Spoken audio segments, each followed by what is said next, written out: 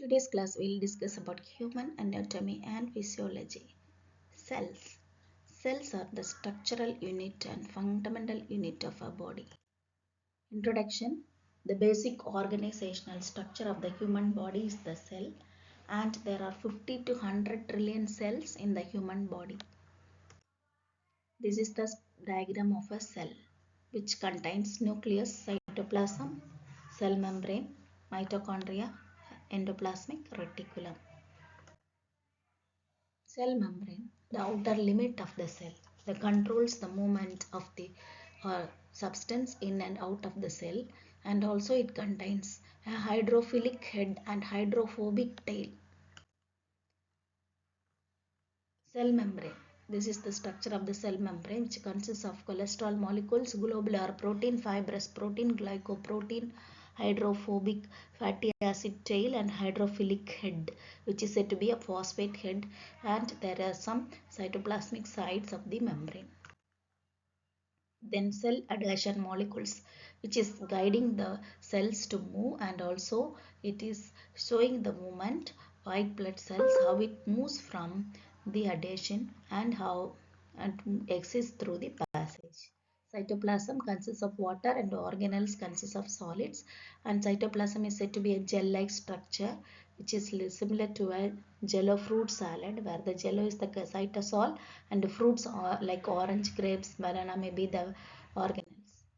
Organelles, endoplasmic reticulum, rough endoplasmic reticulum, smooth endoplasmic reticulum, ribosomes, and this has got transport mechanism and also free floating and provides structural support to the body. Golgi apparatus, vesicles and mitochondria are the other organelles available in these cells. We know that the mitochondria is the powerhouse of the cell and generates energy, and Golgi apparatus modifies, packages and delivers the proteins to various organs of the body. Organelles. Organelles are lysosomes, peroxisomes, centrosomes.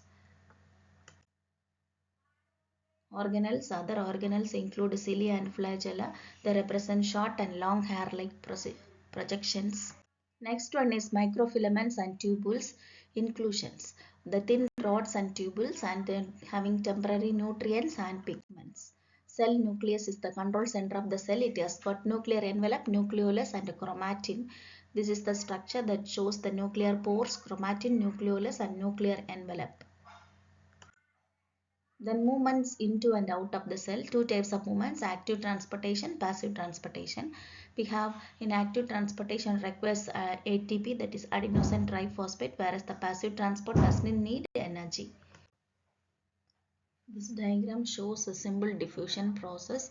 The movement of substance from the region of higher concentration to the region of lower concentration takes place.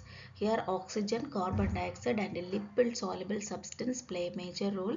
Here we can see three different number of containers with the permeable membrane, and the red balls represent the soluble molecule and the blue represents water molecules. So when you can see the diffusion of the water molecules and the soluble molecules, how they diffuse and forms a equal gradient on both sides. This also shows how diffusion takes place. The molecules dissolved in a solution or in constant random motion due to their kinetic energy, and one result of this motion is that dissolved molecules become evenly distributed throughout the solution. Then facilitated diffusion, it is related to glucose and amino acids. The diffusion across the membrane with the help of a channel or carrier molecule. So here the picture represents the transported substances, protein carrier molecule and the cell membrane, the region of lower concentration and the region of higher concentration, and also it shows the molecules in and out of the cell. This is the outside of the cell and this is the inside of the cell. So I can see the molecules in and out of the cell and how the channel opens. In the process known as facilitated diffusion, a special carrier protein with the central channel act as a selective corridor which helps molecules move across the membrane.